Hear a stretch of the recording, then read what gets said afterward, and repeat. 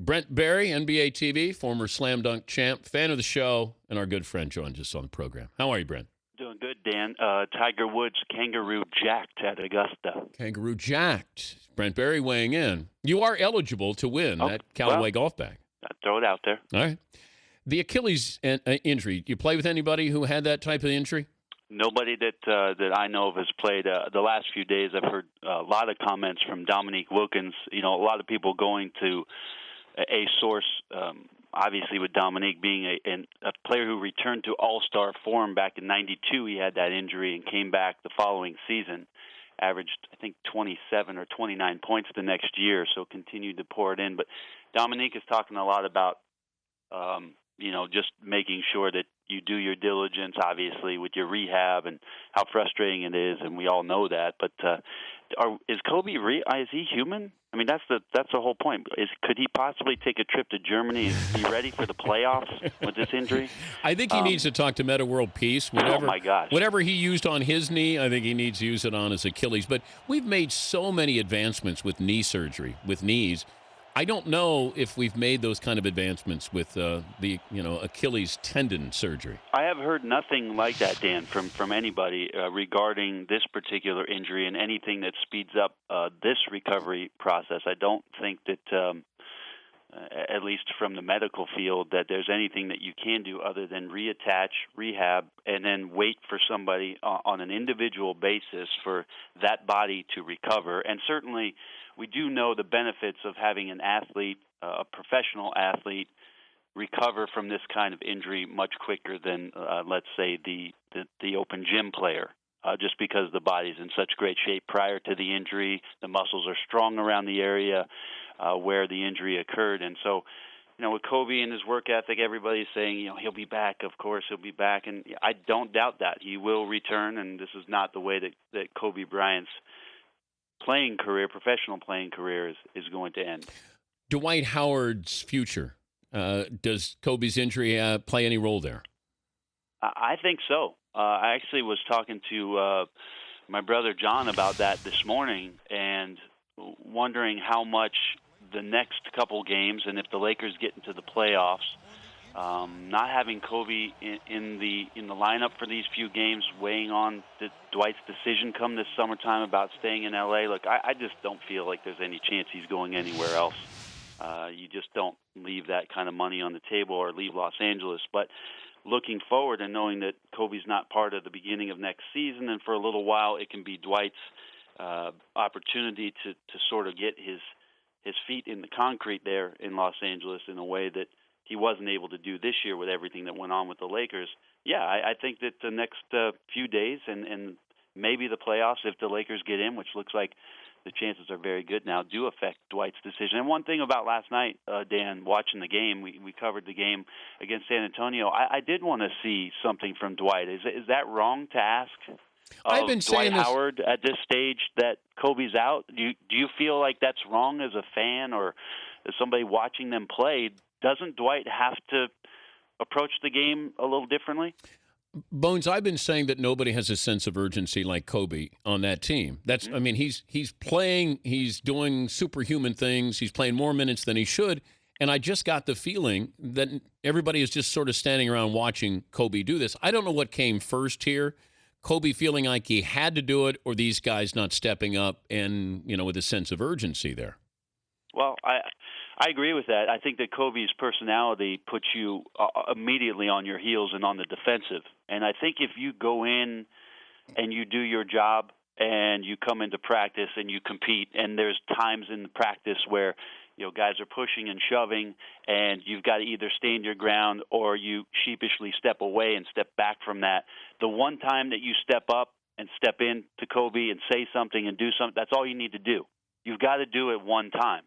And maybe when that doesn't happen for a long period of time, guys continue to cower and guys continue to be sort of sheepish, and that's not what he wants. He wants somebody to get after him. That's where the respect comes. And I think for a long part of this season, because of the injuries, because of all the drama surrounding the team, it was just like, all right, Kobe, I'm not going to wait anymore for anybody to step in. I'm going to do this, and I'm going to try to get our team in position to get into the playoffs.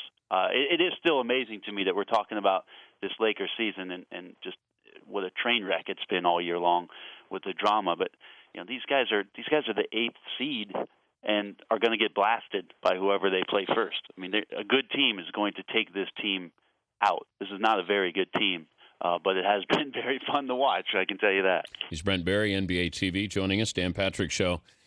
Derrick Rose, you think now completely shut down, whether he's going to admit it or not? You don't come back in the playoffs, do you? No.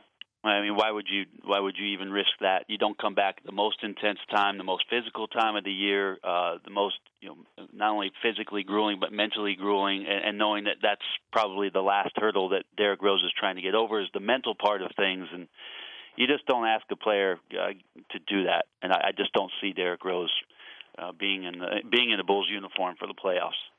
Yeah, you know what? When the doctor clears you, first of all, I would never have a doctor say anything public. That should have been kept in house, because now people look at Derrick Rose differently. That somehow he's afraid, or the message to the Bulls is that you guys didn't do anything to help me, so why would I help you? Or I'm not sure. What is fact, what is fiction here? Where do you stand with Derrick Rose? You're medically cleared, and you choose not to come back.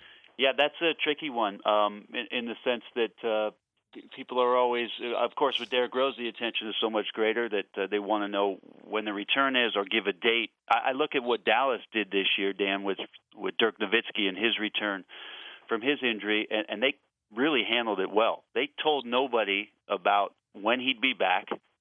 They just kept saying he's progressing, he's doing his rehab, and then all of a sudden Dirk was in the lineup. And to me, that was the best way, because you're not giving your fan base expectations.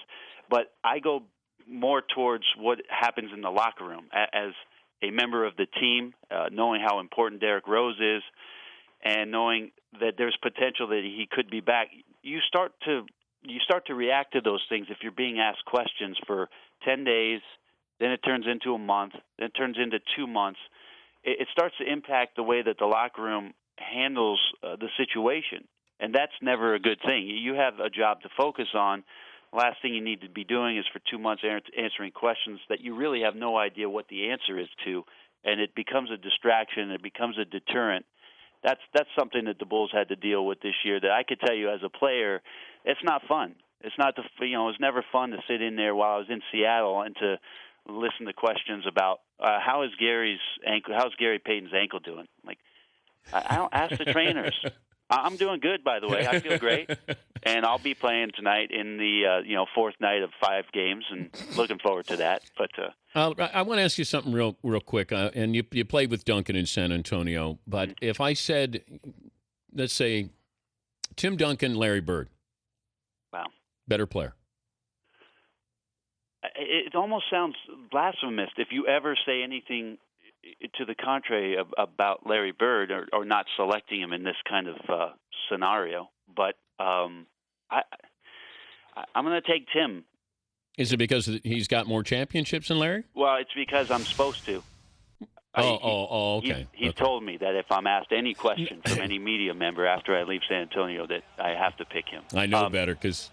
I'm kidding. Yeah, I think I would take Tim. What about you? Have the Shalomi homies weighed in on this? No. Or are you just throwing this out? I'm just throwing at you. They didn't play with Tim Duncan. I say Tim. It really has nothing to do with playing with him. It's just understanding the type of consistency that Tim has had through his career, not being injured. Okay, being how available. about Dirk Nowitzki, Larry Bird? God, that's the tough one. Because they're, if you look at their numbers, they're so comparable. I mean, you could say that Dirk has been a better scorer, a better shooter. Larry was so clutch and was always in those clutch moments, and that's what you remember most. But boy, I take Larry's all-around game as opposed to Dirk's purity from the perimeter. Well, his numbers, and Larry, played 12, 13 years, right? And these guys are playing a little bit longer. But I remember Mark Cuban saying that Dirk Nowitzki will go down as a better basketball player than Larry Bird. And, Cuban obviously understands Larry's greatness, but he was saying people, I think, they overlook what Dirk Nowitzki has done. And he's got the championship, too. Well, watching him score his 25,000 points last night and becoming the 17th player to do so, he's the 9th player to have 25,000, and 9,000 plus rebounds. And he is phenomenal. I have to give Donnie Nelson a ton of credit because when they drafted Dirk coming over from Germany, that's exactly who they compared him to. And for him to all these years later be mentioned in the same breath, I mean, it's pretty remarkable. Guys like to talk about things during the draft that you just shake your head at and kind of, do a cartoon sound like, what did you just say? But with Dirk, they've been spot on. I mean, he's had a phenomenal career. But the Bird argument, I think, is a great one to discuss. Before I let you go, if there was no Michael Jordan, would Kobe be considered the best player of all time? Wow, great question, Dan. You're so full of great questions every day. It's amazing. Yeah, I think so. You look at the resume, 5 championships. I don't know. Would Tim enter that argument too? No. Okay. Well, Kobe Bryant then I think is your guy. Because Tim's going to be viewed as having help. He's got a couple of Hall of Famers playing with him now. He had David Robinson with him, whereas Kobe did have Shaq, but then he also won at other times. Pau Gasol, we didn't know how good he was, but they won championships. I think Duncan has been consistently brilliant throughout his career, whereas Kobe has been spectacular. Dominant. Yeah. I agree with that. Two other quick things, Dan, if you've got time for it. All right, fire away. One, if you're up for it, I talked to my brother John, the lesser of us, and I asked him if possibly you guys wanted to do a very, very awkward playoff review and have us both come on during the playoffs. I think it'd be interesting to get. Yeah, that may be too many white guys. Well, we could get Doug Gottlieb.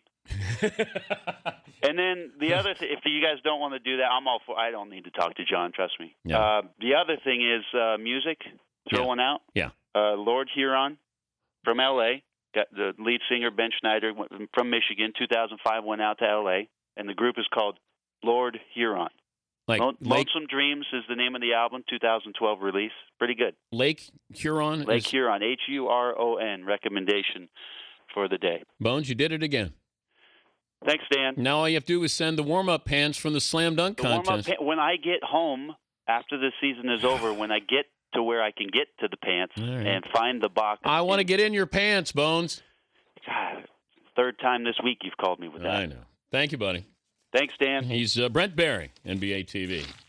He's got those. He didn't even take off his warm-ups to win the slam dunk contest. I love that. So I told him we need to have that in the man cave.